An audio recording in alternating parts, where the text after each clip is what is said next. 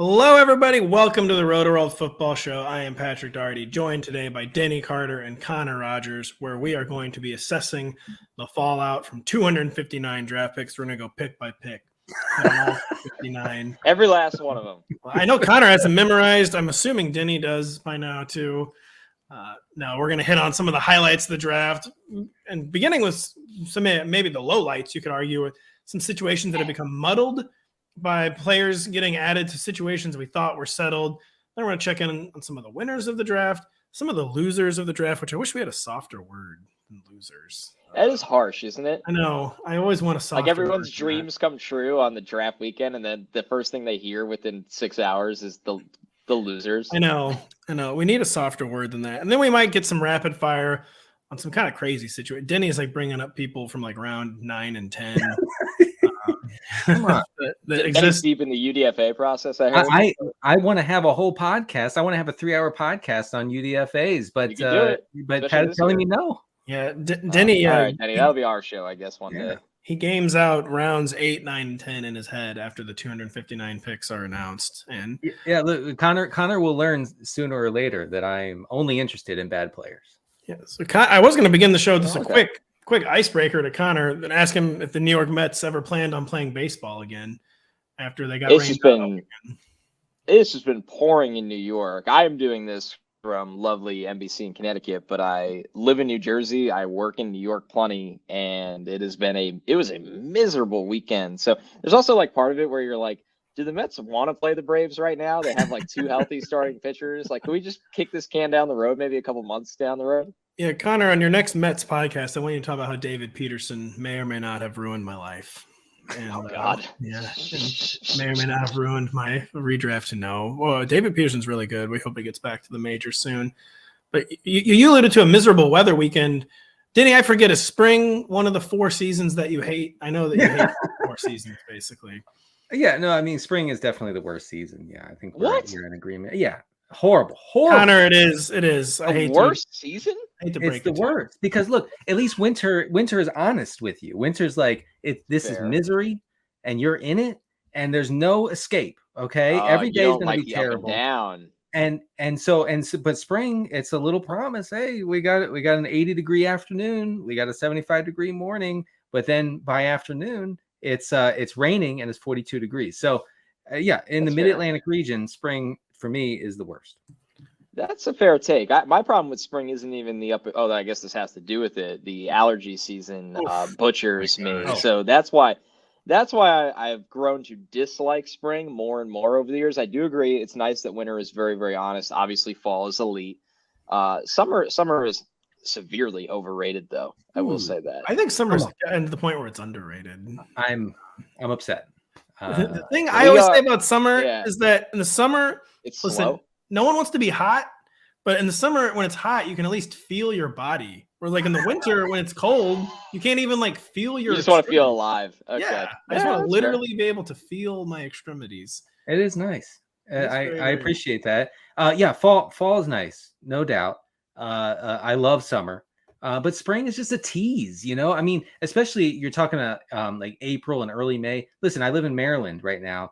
I've looked and your whole life. I've looked. I guess that's true. Also, I've looked at the extended forecast, and I've never been more depressed about anything in my life. I'm not trying to be dramatic. That's actually a real thing. There's no prospect for good weather in the future. We have to accept that the sun will never come out again in Maryland. It's something we have to come to grips with. You got me there. I'll give you that. Maybe spring is bad, actually. Connor referenced the pollen. I currently have to use a snow blower just to get the pollen like off my driveway and sidewalks. Oh, terrific stuff. That it's so terrific. And listen, not to get into hot button issues, but and with our changing climates, Missouri, I've noticed the winter is no longer ever cold, and the spring is no longer ever warm. That's why spring is the worst. It's not even warm anymore in Missouri. It's just like 58. And like overcast and like drizzling all the time. That sounds normal. That's every day in London. Exactly. Yeah. It's normal and good. Make St. Louis London again is apparently now what spring does. And we hate it. You know what else we hate is Ken Walker's fantasy value maybe getting ruined. That's where you're going to begin. And muddled situations. The Seahawks use a second-round pick on Zach Charbonnet, a prospect we've talked a lot about on the show. I think most of the analysts on the show really, really liked coming out of UCLA, like hyper-productive 4 years with Chip Kelly, which I can't believe Chip Kelly has been at UCLA 4 years already. But it's just like we thought Pete Carroll was kind of like seeing the light, like he proved that Russell Wilson wasn't the end all be all of his system. They could have offensive success without Russell Wilson. They could have offensive success passing the ball with Geno Smith. Like we all thought, the Seahawks were probably turtle in the passing game last year, and they did the exact opposite. I thought maybe it was a kind of modernizing his offense. And then he goes and takes another day 2 running back after they already have Ken Walker. Now that the situation is genuinely confusing because 52 is like real deal draft capital for a running back these days. So Connor, let's begin with you. I mean, like why was this pick made? What's the fallout going to be between Ken Walker and Zach Charbonnet? And why will we just be crying all year in fantasy? This one is multi-layered, in my opinion, where the obvious is that we know Seattle under Pete, they're infatuated with running the ball and running the ball in a sense that they have a bruiser in Charbonnet that, to be fair, can probably, factor into the passing game better than Kenneth Walker right away. So there is a clear-cut role. I think all of this is very surface level. The second thing that came to my mind, guys, the more I've kind of let this pick marinate for a while is, does Seattle not trust the health of Kenneth Walker already?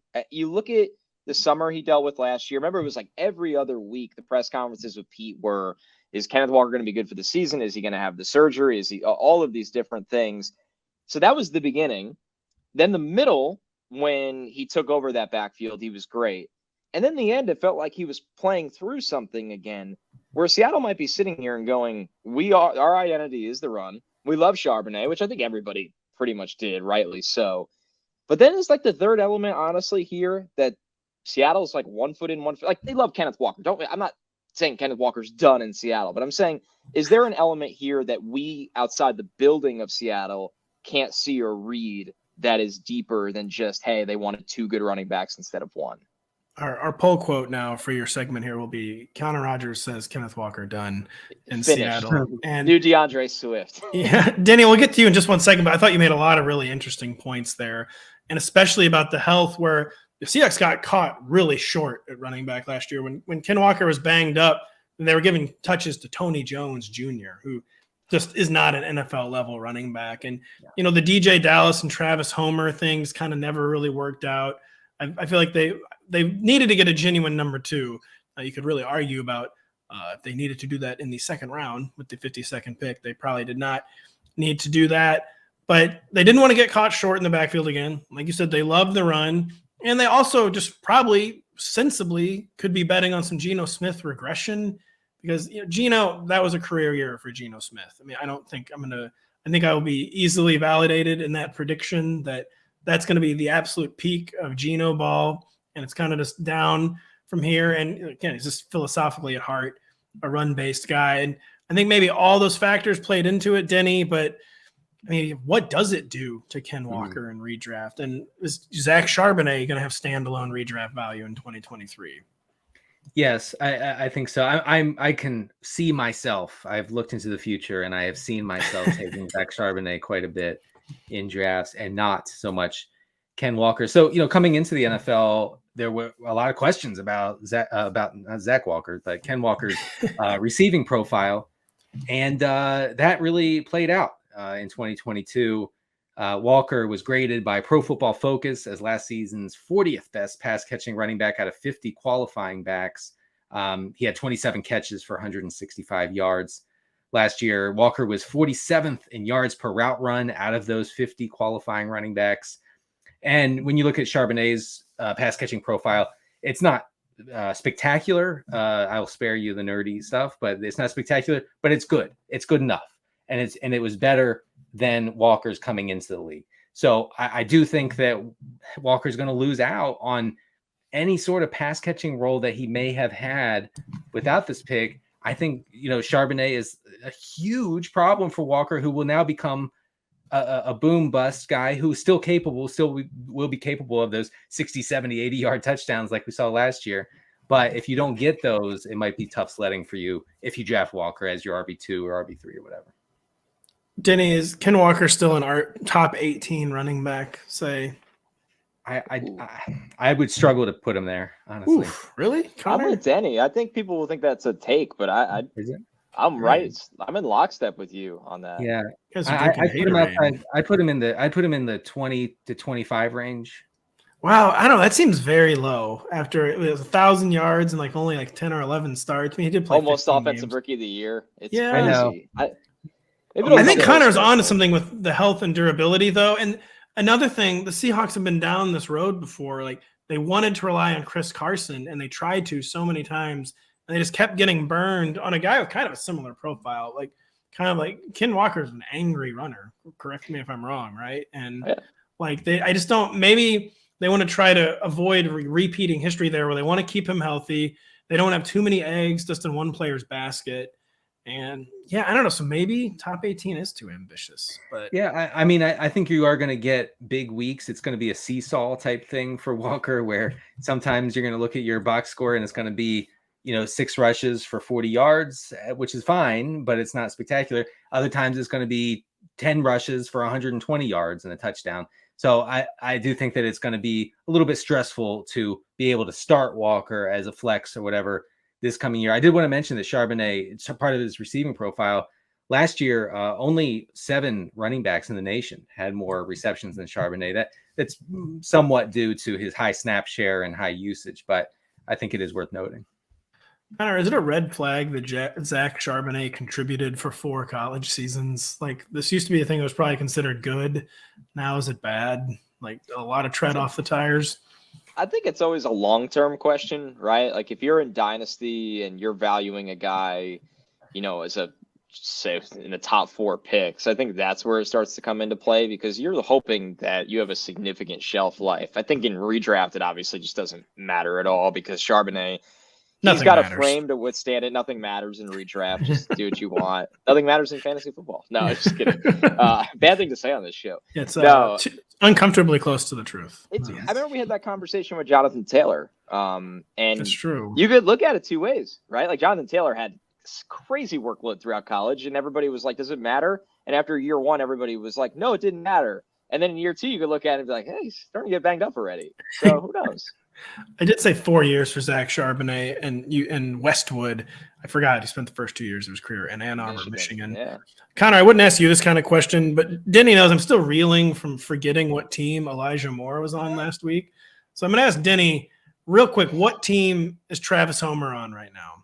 Oh, man. Shoot. I just looked this up a week ago for some reason. And I don't remember already. Gosh. I guess it's not the Seahawks, huh? Well, the Seahawks are an option. I'm going to ask you about 2 players, and the Seahawks are an option. Is Travis Homer on the Seahawks, or give the field or the Seahawks for Travis Homer? I'll go with the field. The field. He's on the Chicago Bears. The field or Seattle for DJ Dallas, Denny? Seattle. He is still in Seattle, so yeah, he could still be there, complicating that back. I mean, so yeah, we're talking about Zach Charbonnet, maybe to pass catching work, maybe it'll end up being DJ Dallas again. And they also drafted Kenny McIntosh. Oh, that's right. So that makes it even Kenny McIntosh is basically a receiver playing running back.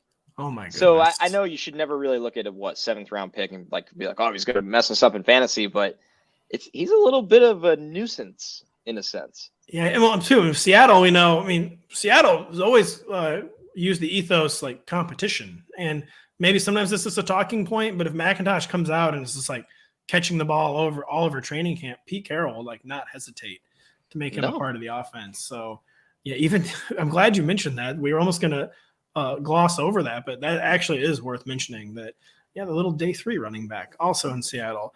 So muddled situation. I would argue the next situation is more muddled, where the Philadelphia Eagles, made no attempt whatsoever to re-sign Miles Sanders, and were very patient in free agency. Got what seemed like a huge bargain on Rashad Penny, but then they didn't have to. I was about to say they used serious draft capital. Connor and I were amazed the other day how little draft capital they used to get DeAndre Swift. Was it a 2024 4th round pick? That's or 2025? Right. 2025. Future 4th. Yeah, absolutely insane. No draft compensation whatsoever for make DeAndre Swift an Eagle. And Denny, I mean, Connor and I already talked about this on Saturday. This feels like a situation where it probably hurts Kenneth Gainwell a lot more than Rashad Penny, but I mean, it could have implications far beyond Kenneth Gainwell too. What is your take on DeAndre Swift becoming an Eagle? Well, I think judging from the overall reaction of the fantasy community online, Swift will have an injury discount in redraft leagues. I can't speak for Dynasty necessarily, I guess in Dynasty as well, but wow. I mean, if you thought that people were freaked out about Rashad Penny's injuries, wait till you see how they feel about DeAndre Swift.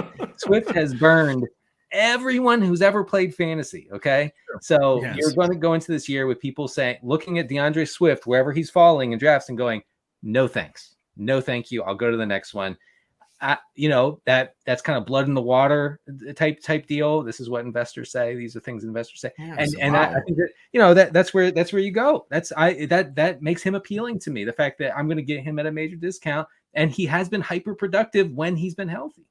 So Dan, are you confident he could be like a 0 RB target, or even with these like never again players, there's a reason we always talk ourselves into them. And I could see us like, oh man, it's the Eagles. It's like the most lethal rushing attack in the game. I could still see us talking ourselves into DeAndre Swift. See Connor nodding. But what is your take again on this Eagles backfield? Adding DeAndre Swift again we just don't really know what to expect. Miles Sanders is gone, a free agent or injury prone free agent. I think we can say, even though we can debate if it's real or not. What do you think about this 3-man backfield right now, Connor? I think I look at it, and obviously, like, you want to avoid headaches. It's one you'd probably just prefer to stay away from at all. But let's be honest, a lot of us are going to be drafting wide receivers very heavily in the beginning of the draft. And when you wait to bargain shop, these are the situations you walk yourself into. So, I mean, I definitely align with Denny that Swift is the guy, because at least we know he's good. We all know pretty much all three of these guys are an injury risk on top of being a usage risk. But Penny has the most, it's funny, he probably has the most upside, but by far the most significant injury history. And that is just, you really got to be out on that unless it's just such a late flyer. With Swift, it also feels like a situation too, where like they could just run him into the ground if they want. They might not look at it like the Lions last year. Didn't it feel like they were almost afraid to overplay him? It was more like they were keeping like a governor on him. So, sorry if the With the Eagles, they probably don't care this year. They got him for almost for free at that point, and they're not going to pay him. That's a great point. So I look at it like this for the Eagles. If you're going to run any of those guys into the ground, you run Swift into the ground. Who cares? And he has a better chance to withstand it than Penny, and kind of pick your poison there. So I totally align that. I'm taking the flyer on Swift, if anyone.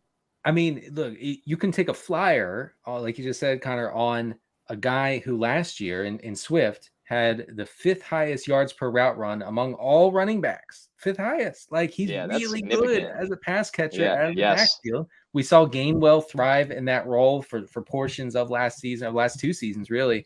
So I'm kind of excited about Swift. I think that's why I would bet on Swift too. It is because I think he has, like, his role has the least competition. I mean, provided he can beat out Kenneth Gainwell. It seems like the Eagles staff, a classic situation. They do. I think the Eagles staff, they like him. Yeah, they like Kenneth Gainwell a lot more than fantasy managers do. And it might just not be like we can't maybe just take it for granted. DeAndre Swift is going to be the pass catcher, but I mean, 46 receptions, all 3 of his seasons in the NFL. He's never even appeared in more than 14 games.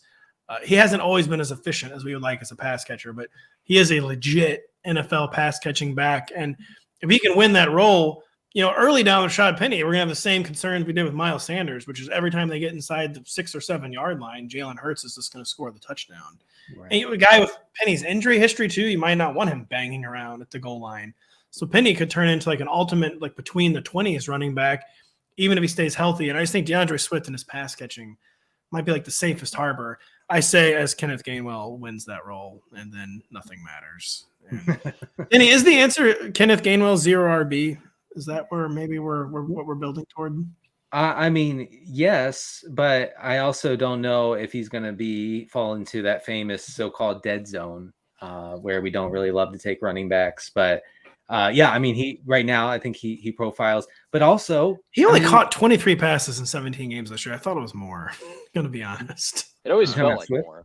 Yeah, no, Gainwell. I thought it was a lot more than that. He only caught 23 balls in 17 games. So I don't know. Maybe it won't be as hard to overcome that for DeAndre Swift as I thought. It's going to be really hard to figure out this Philadelphia backfield. Like you're going to take stabs at Penny, at Gainwell, at Swift. I do think that Swift will probably pound for pound be the best value, because especially in PPR formats. I just can't get away from the fact that he's been so good when he hasn't been injured. And honestly, for me, the fact that a guy has an injury history is not a reason to write him off. It would be remiss if I did not mention that Boston Scott is still also on the Eagles. Oh, come on. This could get really weird and very, very frustrating. So we talk about two muddled backfields. We're talking about a receiver core that was already muddled before they added a second-round receiver, and Marvin Mims, who pretty much everyone associated with the show talked up in the pre-draft process, especially Eric Froton. Loved Marvin Mims, but Cortland Sutton's at a career crossroads. Jerry Jeudy's at a career crossroads. The Broncos are at a crossroads with Russell Wilson and a new coach who wants to do things his way. A guy who really, really goes out and gets his guys, and Sean Payton, as evidenced by over the weekend going out and getting Adam Troutman, who has never really been productive in fantasy, but has apparently done what Sean Payton wants to do. Connor, what do we think Marvin Mims' arrival means in Denver for a receiver core that, like I said, was already in flux and really, really hard to prognosticate heading into 2023? Right. We saw them pick up Judy's fifth-year option. It sounds like the calls that teams have made on Sutton and Jeudy, the Broncos were in a different stratosphere of what they wanted. So maybe they're not actually interested in trading them. It just makes you wonder. Of course, Hamler will be coming back from an injury. It's funny, Marvin Mims almost overcorrected, where everybody liked him so much as this underrated guy. And then he went ahead of Jalen Hyatt, Cedric Tillman, and Josh Downs, who I all liked better than him. So it's kind of a fine line now to walk with Mims. I'll be honest with you guys, my fear of this offense is, besides the fact we don't know if Russell Wilson is going to bounce back or not, all of their pro market moves have indicated run-heavy team under Sean Payton. They've gone out and signed a lot of different blocking options at both offensive line and tight end, and the tight end signing was the big one to me. They obviously have some depth in the backfield, even without Javonte Williams guaranteed to play this year. So I like Mims as dynasty option because eventually that wide receiver room will figure itself out. I don't know if Cortland Sutton and Jerry Jeudy are there for the long term, but in a redraft field, I don't really see a big impact from Marvin Mims this year, as much as I liked him a lot before the draft. And then it turns out so did the NFL. Yeah, I know. Hey, it's nice every once in a while they actually agree with us fantasy. We weren't just yelling that for no reason. Exactly. The fantasy community glom onto someone and they're like a fifth-round pick. It was nice to see him get some actual draft capital. We also need to mention, of course, Tim Patrick coming back from a torn ACL. Yeah. But Denny, the media makes it sound like that's their favorite wide receiver out of everyone. I know. I think maybe he was for some prior regimes, but who knows with Sean Payton. And Denny, what is your take on this influx Broncos receiver core? It looks like the Broncos today or during the show picked up the fifth-year option for Jeudy. So I'm not sure if we mentioned that, but so he'll be back. Well, he was already coming. That's a vote of confidence for 2024. Right, I'm sorry. For 2024. Yes. So Sutton has been so down bad, it's actually hard to quantify over the past two seasons. He used to be a big body downfield pass catcher. It's not that way anymore. I think Mims can take over that role, that primary downfield role. And I would be remiss, and I'm never remiss, to say that Russell Wilson was sixth last year in completion rate on deep passes. That's 20 plus yards downfield. And it was always like that in Seattle too. So whatever he lost last year, which was a lot, okay, really a statistically horrific season. Everybody knows this. He was still pretty good at the deep ball. So Marvin Mims, I think provides an outlet for that. Now, fantasy wise, that makes Mims probably a very volatile option from week to week. And you're talking about probably a deep league option, and probably, like Connor said, a deep league option, because the Broncos are going to do everything to get Russell Wilson back into that game manager role where he was very good in Seattle. He came to Denver with this idea that he was going to be let loose. They were going to let him cook. And we all know how that ended up in Seattle first and then in Denver. So he's not going to be cooking anymore. They're going to be handing the ball off a lot. They're going to be conservative. That will leave a very few options for guys outside of Jeudy, I think. Connor, Denny alluded to Marvin Mims being more of a downfield guy, despite only being 5'11", $183.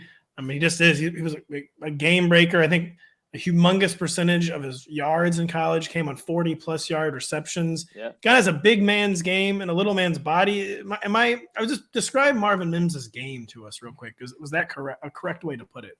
It absolutely is. He is a smaller receiver, or more a skinny wide receiver. I mean, he's got the 4.3 wheels. He caught 20 touchdowns in 3 years. This is not a guy that ever did a red shirt. So a younger player did his 3 years and left school. And I think when you look at it, it is odd. His contested catch percentage is much better than you would expect at that size. He really knows how to high point the ball. Once again, I think the best part about his game is with the speed, he sets himself up in advantageous positions down the field that puts DBs into recovery mode, and that allows him to also capitalize on being a good contested catch above the rim receiver, considering he's a smaller target. So I think that is a really good reason to be optimistic. As Denny alluded to, Russ is still a good deep ball thrower, and that is something that has really matched with Marvin Mims' game. And he did play for Lincoln Riley for 2 years, where you look at it, he's been in an offense that understands how to draw up explosive plays. So that won't be an adjustment for him at all. Sean Payton's got to be in heaven, because he's just basically got us all in hell, like trying to figure out what he's going to do. And he's like he's just like the ultimate. Oh, you thought you knew my plan, huh? And then it's like, but you never heard of Taysom Hill. Yeah. And then he does it for 5 years. And but he is going to have a ball confounding expectations in Denver. We're going to have a ball right after this when we come back to talk about some fantasy winners.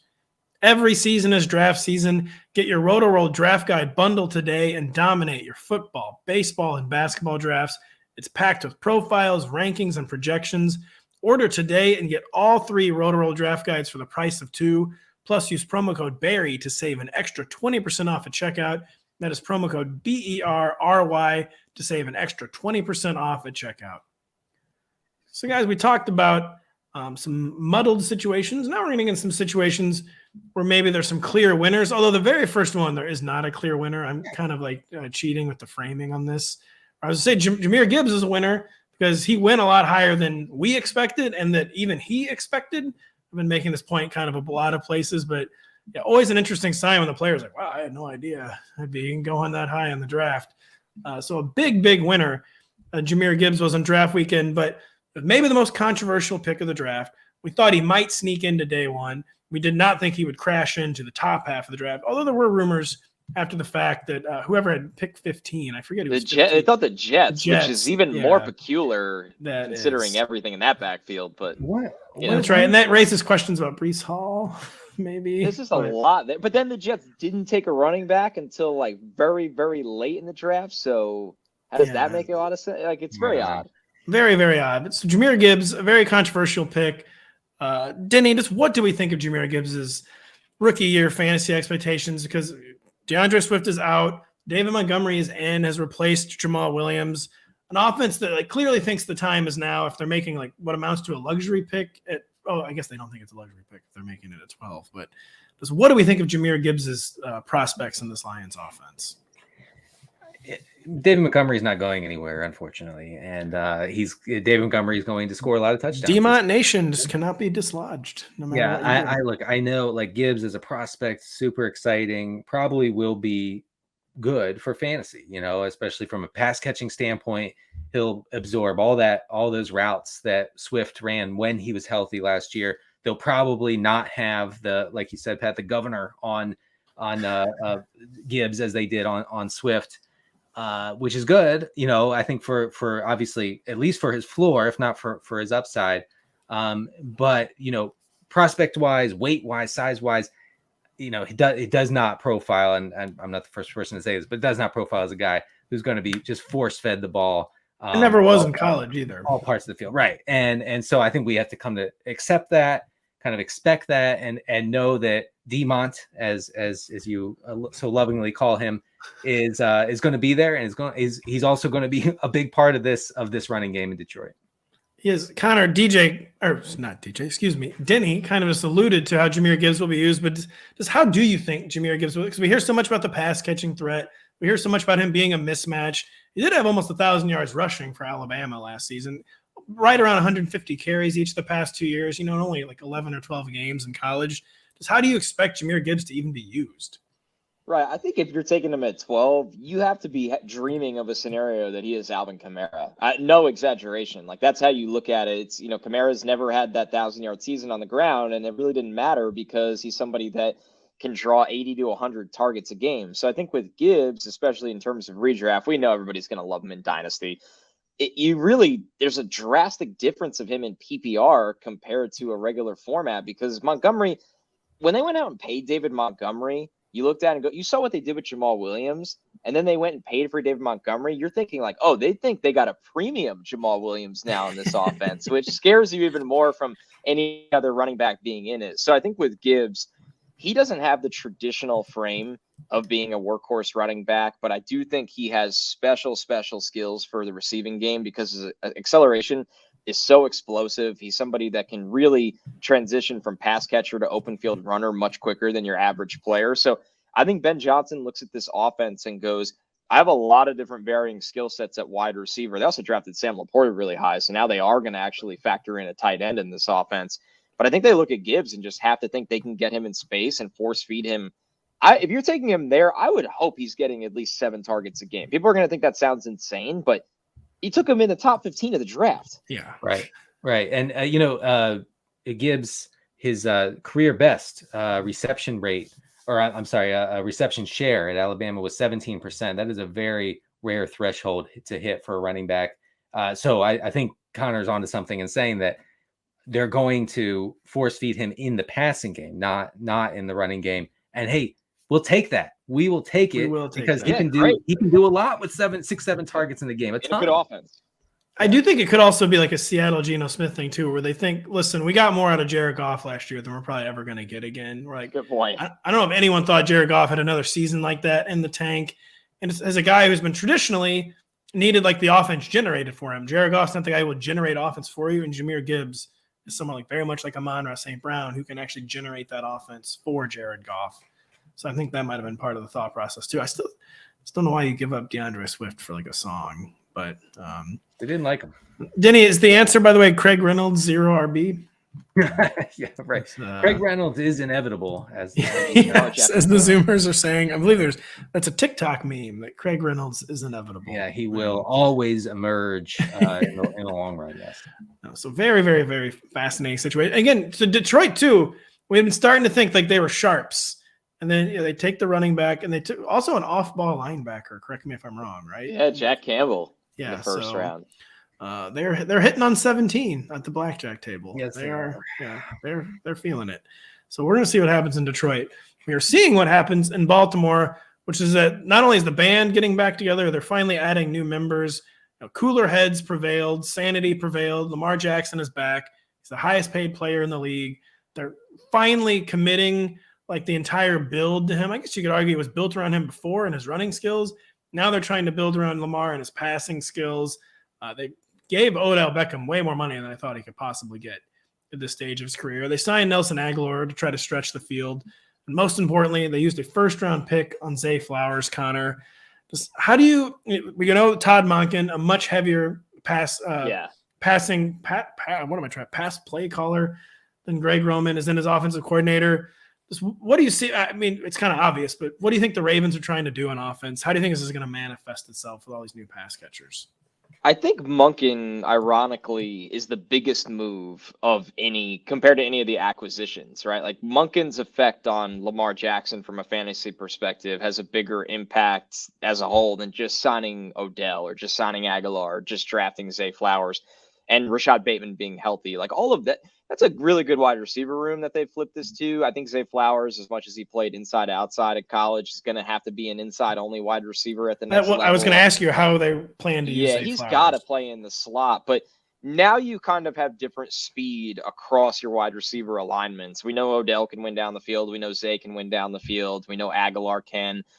Bateman should probably be more of that possession kind of player, but I think they will try to stretch the field with their route game with Lamar, and that gives him even more room to run. And, Mark Andrews and Isaiah Likely are still there as well. So if Lamar stays healthy, I mean, it's crazy to say this about a guy that's already won an MVP, but there's no reason this can't be his most explosive season yet because of what he's going to be allowed to do. With Greg Roman, there was so many times where it was like, Well, with the way, and I'm sure Harbaugh's involved in this too, but we're going to handcuff the quarterback situation because we know we can kind of grind out games with the run and we don't have to take as many chances. And I think in this situation, this will get Lamar throwing the ball down the field a little bit more because the fact that they have speed across the board at every wide receiver spot.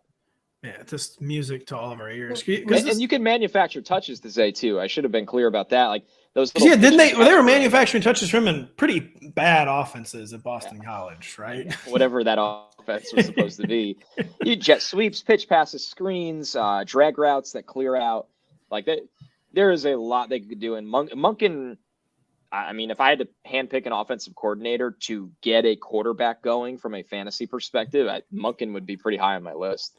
Oh, you're saying Monken after I incorrectly said Monken. I always forget it is Monken. It is Todd Monken is the name of the. Actually, going from Stetson Bennett to Lamar Jackson. To be fair, they won 2 national titles with Stetson Bennett. Like, no hate. I'm just being honest. I believe they're called natties. I guess what the kids do. And boy, speaking of Stetson Bennett, the Rams are. I don't know, man. They seem. I can guarantee you, Sean Payton is not, or not. Excuse me, Sean McVay did not draft Stetson Bennett just to be like. I bet he's got like secret dreams and hopes and aspirations for Stetson Bennett. If I know Sean McVay, which I don't know Sean McVay at all. Denny, who do you see emerging triumphant in fantasy from like this new Ravens jumble? Because it is gonna be really hard. Like last year, it was like the Hunger Games between Devin Duvernay and like, lots of players like Devin Duvernay. Now the talent level's been upped. Rashad Bateman's finally healthy. Like, who in the world should we be prioritizing in redrafts? I mean, Bateman was pretty good before the injury last year, as far as the peripheral stats go. It wasn't anything that off the charts or really blew you away, but he was fine. He was fine, and I think that added target competition might not be a bad thing. It might draw defenses a little bit away from him. They might focus on OBJ, or if he's healthy and fully back, or not fully back, but at least somewhat back. Flowers, a more creative offense, I think, would be good for Bateman. We forget that the Roman offense became the Greg Roman offense became so predictable that defenders were calling out the plays before they happened. And Lamar Jackson, among others, were very frustrated by this because they were begging for more innovation, for more motion, for more ways to at least have the defense on their heels a little bit. But defenders knew, and they would say after the game, "Yeah, we knew every play before it happened." Yeah. And so you're getting away from this completely, and I think that's great for Lamar. I think it could be fantastic for Bateman, who I think fantasy managers will be down on Bateman generally because of how last year went. So much hype. DeAndre Swift of receivers, right? So much hype going into the season. People were so psyched to finally get the receiver that the Ravens invested in to give to Lamar Jackson as a threat. He let him down, and I think that we should be back on him this year. Denny, I'm glad you clarified when you said the Roman offense, by the way. I thought maybe you were talking about the Roman Empire began to decline when it stopped invading. When they established the run, the Romans kind of faltered. So yeah, they did. And Connor, you kind of were hinting at Lamar Jackson MVP action there. What do you in the fantasy football happy hour over there with Matthew and Jay? Do you think they'll be putting some money down maybe in Lamar Jackson MVP this season? We did talk about him a little bit today and how much we are high on the situation for him. I wonder where his odds. They're probably already up. I really should pull them up at some point during the show. I'll actually do that after this because now I'm curious. Adam will probably do that as you're talking. Just keep filibustering for a minute, and then he'll. Problem with Lamar, and this is just how I personally bet. I don't bet on long tickets on guys that are hurt because it's just the death signal for those awards. If you miss 2 games in the quarterback MVP race and you could be having an amazing season, you're out. Same thing for running back. That's different, totally different. But with quarterbacks, you have to prioritize the health. But Lamar in fantasy, I mean, he should be absolute dynamite. And maybe I'm wondering where the hype will be in the ADP will be on him, because I think some people will be excited about the offense change and the receivers around him. And then the other people will be like, but he's hurt a lot. Can I trust him as that kind of level of pick anymore? He's going to be a really, really fascinating ADP because he was going to be totally narrative dependent. And now that I think that the news has all been good, that people aren't going to really drop him that much from like the Josh Does it Allen. overcorrect, right? Yeah, Like, I think so. yeah. Like he might remain in that top tier with like Josh Allen and Patrick Mahomes. Whereas if the offseason had gone just even a little bit differently, he might have gotten tiered out of that elite tier. And there's just no way that's happening now. So exactly. It's going to be a very, very fascinating situation with Lamar Jackson and the Ravens. Do you have any final thoughts But there, if you have Colin? a dynasty, you're probably loving life. You are. You are. And please to stay healthy, Lamar. That would be amazing for a talent like Lamar Jackson. We've been robbed back-to-back seasons of him finishing the year. Denny, someone we talked about last week was Anthony Richardson, about just kind of where he would go theoretically if it was somewhere where he should go in redraft, if it was somewhere where he had a chance to start, or somewhere even if he didn't seemingly have a chance to start. Well, he was one of the biggest winners of draft weekend because he ended up somewhere where he's clearly going to start. Ended up somewhere where the owner, Jim Irsay, has already said he will start as a rookie. And maybe he could go through like the rigmarole of a camp competition and they could start Gardner Minshew for a few games. Oh. But Anthony Richardson is going to be starting in 2023. We know all about the question marks. We know all about the absolutely insane upside. Now that we have a home for Anthony Richardson, Denny, he's the QB what in fantasy? And I know the answer is probably going to be shockingly high. Yeah, I mean, look, I can't justify putting him much below in no particular order. Mahomes, Allen, Hurts. That's it. That's the list. Really? I mean, no one can provide that. What about Fields? What about Burrow? What about not Burrow. Maybe Fields. Not Burrow? No. Wow. No. Burrow's been a model breaker 2 years in a row, didn't he? Burrow doesn't.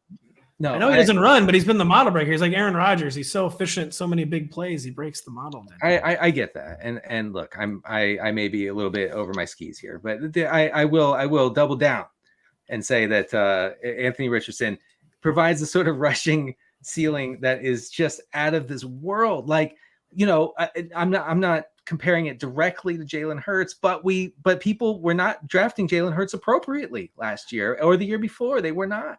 They weren't, but he had a much longer passing track record, including in college. And Connor, I saw you kind of nods of affirmation to Denny, though. So I take it you agree that his ADP is going to be uncomfortably high for everyone. I feel like. Yeah, I probably will stay away. Obviously, I have a second overall pick in a dynasty draft, and I'm going to take him, which is a totally different perspective than redraft. Where here's my fears, right, and why I'm not comfortable with him that high. One, do they view him like where they can really keep the training wheels on and they start Gardner Minshew? Because Steichen brought Gardner with him, and like if Gardner plays the first 4 games of the season, he knows the system. That's really right. It's like those little annoying things where like, are they just going to unleash Richardson right away and live with the peaks and valleys? I don't know, honestly. Number 2 would be, the tricky thing is, unlike Jalen Hurts, do they get in the red and they're like, we don't need our quarterback to run this in. We're going to hand the ball to Jonathan Taylor 3 times in a row. These are things I don't know, but I'm going to wait to see this year to figure it out. And maybe that's obviously part of this is trying to forecast and get value early. So Dynasty, I couldn't be like more in on him because his rushing floor and deep throwing is just absurd. But I am fascinated what their actual plan for him is, because it might be more longer term than some of the hype will indicate. Like, he's plus 900 to win Offensive Rookie of the Year. Those odds are that I feel like those are that he's starting, and we don't know that yet. It's true. That's true. And if he's not starting, then obviously this all goes out the window. Throw it all out. He will start though. So I mean, I think like you guys are both play. making valid arguments where Denny's absolutely right about the stratospheric upside, and Connor's absolutely right about like the very real question marks. But like, he is going to get on the field at some point. Like, which I mean, again, it's the owner who, even though he owns the team, actually really doesn't have like final say on that. Maybe in training camp, he just doesn't look close to ready, and they commit more to like redshirting him. Like, it doesn't usually get more clear cut than the owner saying, yeah, he's going to play. And there were places where Anthony Richardson could have been like a top 10 pick and maybe not played as a rookie. So he's landed in like the right spot to actually play as a rookie. The question mark is two factors, just real quick. 2 factors that make me believe that Anthony Richardson will not be in a situation where the team says, "Oh, pump the brakes. We got to sit the kid for a year." Is 2 things. One is sack avoidance, and this is something our former colleague Pat Crane mentioned in his newsletter. which the name escapes me right now. I'm so sorry, Crane. It's Legendary Upside. Legendary Upside. Yes, Legendary. Check that out, folks. It's really good. Anyway, sack avoidance, really off the charts. One of the best in all of college football at avoiding sacks. That is a great indication of a guy's readiness. Also, big time throws. Really great. Connor mentioned this at throwing the ball downfield into tight windows. He's good at that. He can improve the short area stuff. And honestly, even if he doesn't, from a fantasy standpoint, who cares? Who cares? He can run the ball. Instead of dumping it off to some tight end for a 5-yard gain, he will simply go get the 5-yard gain with his feet. Yeah, 19 big time throws last year. That is that's a pretty high marker, honestly. Like in comparison, when we heard Will Levis being mocked like in the same situation, he had 7 last year for his career, I'm assuming. Oh wow, last year even. Wow, okay, 7 last year. Richardson more than I would have guessed, to be honest. Yeah, so but still, like 3 times as many as Levis, and they were mocked in the same places for how long? Yeah, no, it's kind of interesting based off potential. The truth won with Will Levis and Anthony Richardson. Let's just put it that way. Film won. Before we move on, real quick, some rapid fire on Anthony Richardson versus insert name. The very first name who will have more fantasy points at the end of 2023 season? Denny, Justin Herbert, or Anthony Richardson? Wow, Richardson. Connor, I'll take Herbert. Deshaun Watson or Anthony Richardson? Denny Carter. Ooh, Richardson. I'll go Richardson on that one. Man, that might be all I have actually, because Denny already said. Well, okay, Joe Burrow or Richardson. I mean, I come on, man. I'm going Burrow. I'm going Burrow easily. I'll say comfortably. Yeah, I would say comfortably. That was the one that I raised my eyebrow to. Denny really means this. Some say I get too excited about stuff in fantasy, and I may be a little bit excited here. What about is Justin Fields no-brainer over Anthony Richardson for 2023? I don't no-brainer. I don't think no-brainer. Yeah, I don't know about that. Fields has been hurt a lot. He has. I know. Man, yeah, the shoulder. Now he's got shoulder issues. Producer Adam wants to know about Tua versus Anthony Richardson. Connor. He put the caveat healthy Tua all season, and I go Tua in that world. So but I also don't think that'll happen. I know what Denny's going to say. If I'm not going Burrow, I can't go Tua. Yeah, exactly. Yeah. I have to stay consistent. Stay consistent. Denny loves consistency. We love taking a quick break and then returning after this. Download the Rotoworld app to receive breaking player news all season long. Stay ahead of the competition by favoriting players on your roster. Get the latest injury updates, player news, and much more delivered right to your phone. It is available in your app store today. Now we're on to the segment that we wish we had a different title for, other than fantasy losers. Someone's got to workshop a name like better than like questionable picks. Yeah, I don't know. Questionable. That makes it tough because it's not really questionable setups. I don't know. Players for whom the draft was not friendly. Yes, exactly. Players experiencing draft. I don't know. I can't think of any failures. Yeah. So. Yeah, fantasy players experiencing point loss. Denny, I think that might be up there. That's the most politically correct thing that's ever been said on this podcast. Producer Adam we could just say stock down. That probably is a lot That's better. True. Yeah. Thanks, Adam. And I'm going to go with fantasy football players experiencing point loss. We'll begin in Seattle, where Jackson Smith and Jigba. I don't know if you would say he fell, but he fell to the Seahawks at number 20. I could say some people might have viewed it as a weird landing spot because they have 2 superstar receivers, but I've been making the case, they didn't have any number 3 receivers. Tyler Lockett is aging. So they have like a legit number 3 receiver. They have a slot succession plan now, Connor. But it's also weird though, because they have a clear run game commitment. How much do you see Jackson Smith and Jigba eating into DK Metcalf and Tyler Lockett's counting stats in 2023?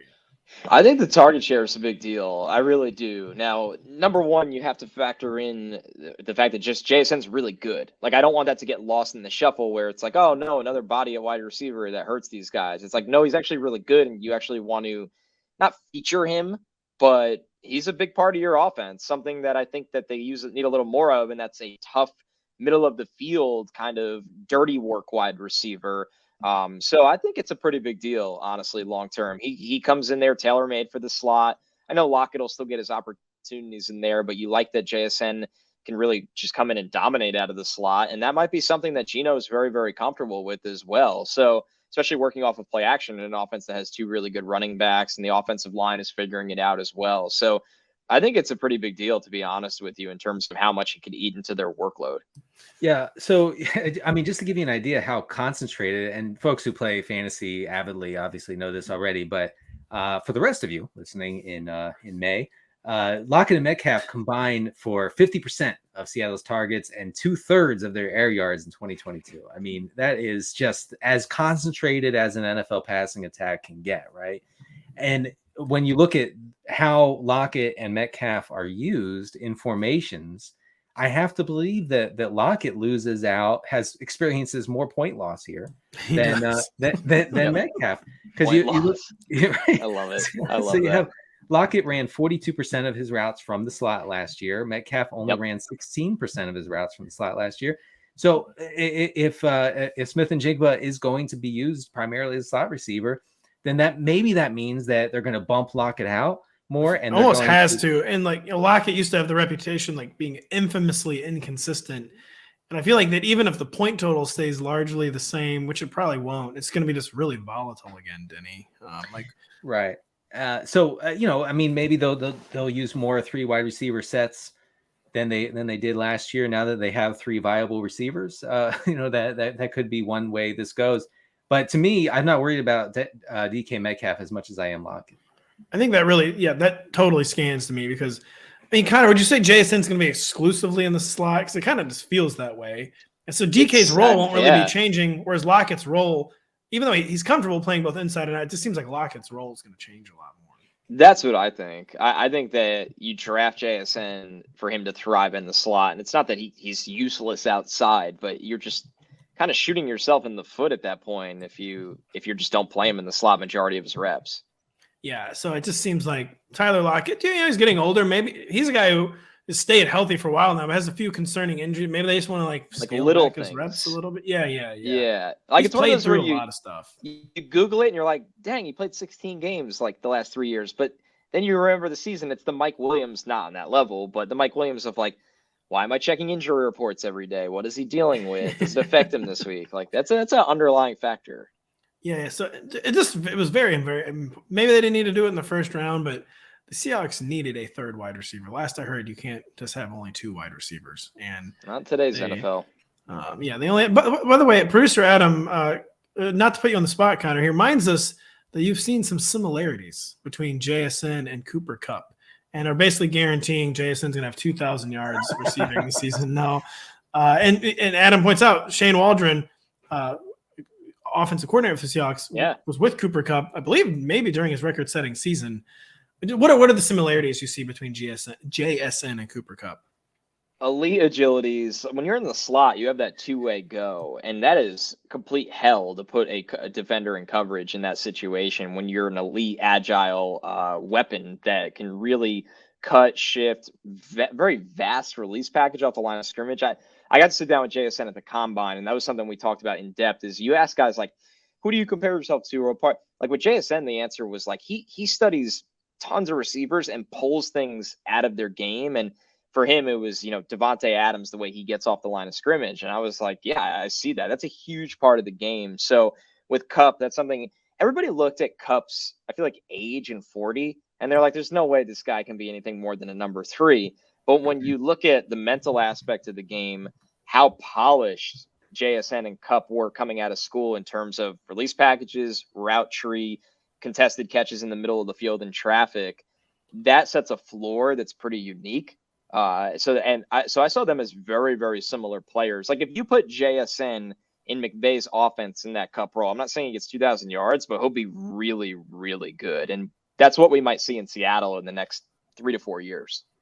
It's going to be fascinating. Jason's going to be just he was going to be one of the most fascinating prospects from his class, regardless. Like a guy who was better than 2 first-round receivers in his only productive college campaign. But, he has the injury question marks. He seems to be like a slot guy only. Maybe not only, but just going to be a really, really fascinating player at the NFL level. Denny, the Bills made one of the more surprising picks around one. They made Dalton Kincaid the first tight end off the group, and a famously loaded tight end class. We thought they really needed receiver help. They clearly thought they needed pass catching help, but they went at tight end instead of receiver. Kincaid is there. I mean, it seems like even though Dalton Kincaid's not going to be playing like the same kind of tight end as Dawson Knox, it seems like it makes Dawson Knox one of the big fantasy experiencing point losses of this year. And same thing with Gabe Davis. Just what do you think the fallout is from Dalton Kincaid arriving in Buffalo? Listen, Dalton Kincaid is basically a big slot for this Buffalo offense, and they're obsessed. This team is obsessed with getting a legit slot receiver. I think they possibly have found one here in an somewhat unconventional way. After going the complete opposite route last year with Isaiah McKenzie, and obviously that didn't work out the way they wanted. Now, I will say that reviews about Kincaid's blocking or lack thereof in college are pretty nice, pretty good for his pass catching prospects. If they really want to use him in that way. Now, I understand that takes him off the field in pass blocking or run blocking situations. We don't want blocking. We want Mike Gesicki. Right. And so, but if the coaches are okay with that, then he will be put in there to catch passes. We saw this last year with the Broncos tight end, rookie tight end. His name escapes me at the moment. Dulcich. Pat Crane's favorite player. You can read all about it at Legendary Upside.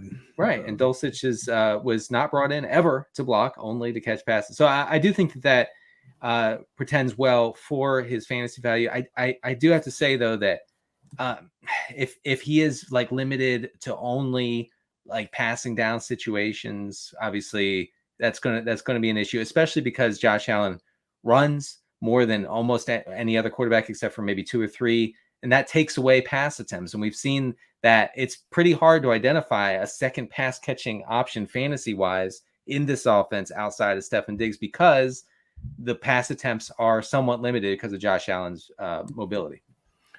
Right. It's one of those weird things where I agree. You look at it and go, well, he's not much of a blocker. In line, not at all. A little bit on the move, okay, whatever.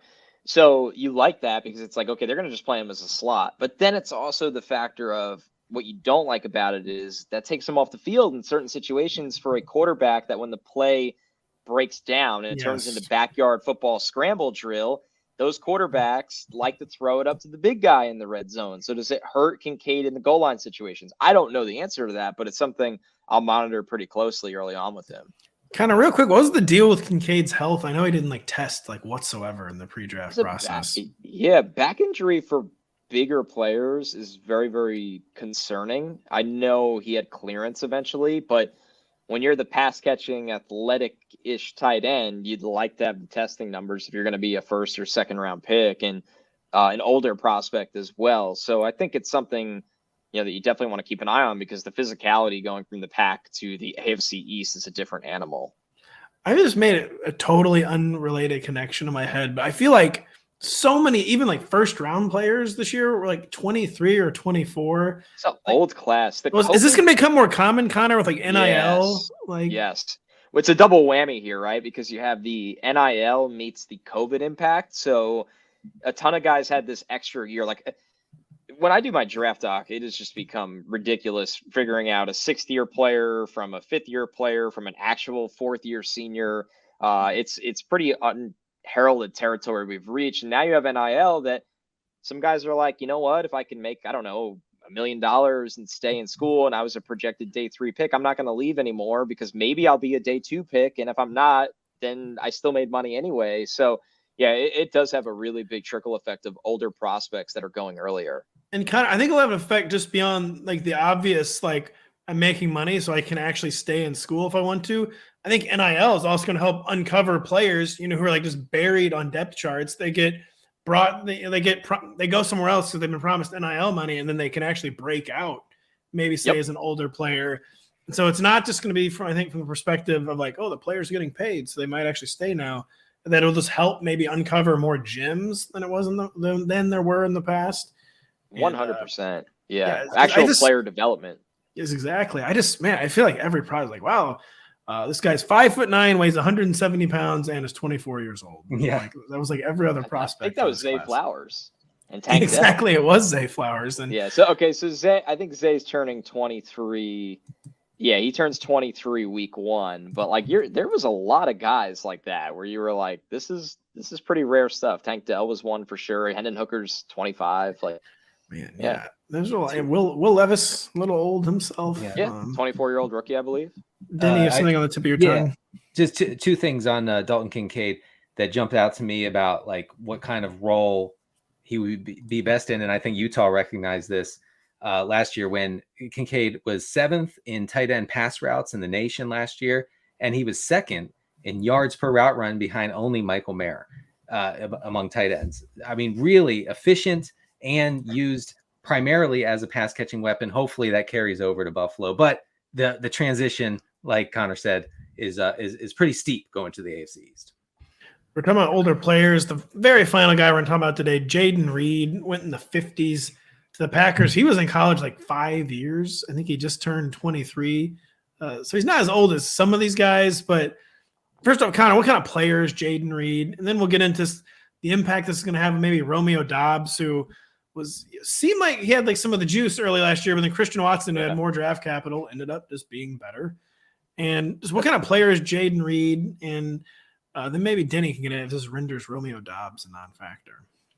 I thought he was one of the better returners in this draft, which is probably not the first thing you want to hear. No, it's not. We can move on actually now. So I think he could be a viable slot receiver. I was pretty shocked. I mean, this is somebody I thought would declare 2 years ago when you look at how productive he was then and decided to stay in school. But if you told me Jaden Reed would be drafted over Hyatt, Tillman, Downs, even Mims, even Tank Dell, it's like pretty jarring, but I guess nothing should be jarring of what Brian Gutekunst and the Packers do. No. There's so much open landscape there at the wide receiver position that Reed has to be discussed as a factor because, maybe Doubs' health is a concern. He wasn't drafted early enough that he's written in ink as a factor. Besides that, it's just Christian Watson, 2 rookie tight ends. But we don't really know if Jordan Love's going to be good next year. No, important. And I don't think Reed can't lift a situation up around him. He's a guy that can go for the ride and be solid. So Reed in a good offense, like if the Chiefs, I hate saying the Chiefs because there's a lot of offenses that if Reed went into, you'd feel good about him. This wasn't one for me as a rookie. Yeah, that's I mean, yeah, I just stopped listening after you said returner. I don't know if they want to throw the ball. Yeah, you said returner though. I just zoned out. Like I don't need to hear anything else. Great returner. Not gonna be a fantasy factor. Denny, what do you think, Scott? I mean, really, really good breakdown. Kind of that strikes me. It's very accurate, and it's so weird how Jordan Love's reputation. I feel like people now have like expectations again for Jordan Love, or for like 2 or 3 years we just like, well, he's gonna be high expectations. Yeah, it's really, really the power of narrative in Jordan Love, Denny. But what do you think about the Packers receiver corps? I mean, Jaden Reed has a somewhat like reasonable analytical profile, breakout age of 18 and a half, which is outrageous. But that was 6 years ago. I know. I mean, it was a while. It was literally 5 years ago. It was 5 years. Yeah, it's pretty wild. And his college target share was in the 75th percentile, 25% target share in college. There are some things that jump out about his profile to say, hey, this guy might. The Packers might have been onto something. Doubs, I don't think Doubs is like automatically locked into the wide receiver 2 role there because he was very iffy last year. Once Christian Watson was fully integrated into that offense, very excited about Watson. I don't really know what to do with Doubs right now. I guess Reed is someone to monitor. Obviously, like Connor said, the whole special teams aspect, return guy aspect freaks me out a little bit. It would be just like the Packers, as Connor alluded to draft a player because he was a good returner. Like, hey, if he becomes a receiver and contributes on offense, that's great. But we have no problem taking a returner because we have very large brains and we draft H-backs in the second round. And we draft Jordan Love in the first round and do a lot of crazy stuff. Man, we covered a lot of ground today. We had a lot more stuff we could have gotten to. We just ran out of time, but we covered a lot of situations. Yeah, Connor, thank you so much for coming and dropping some knowledge for us today. It's a blast. No, we have a lot of laughs, a lot of fun.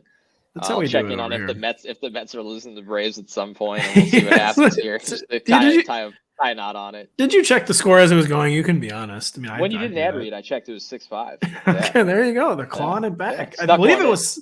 Yeah, I believe it was 6-1 because I was taunting you before the show started. Then you alerted me that it was just chirping your guest. 6-4. I know. Yeah, incredible stuff. Great host etiquette.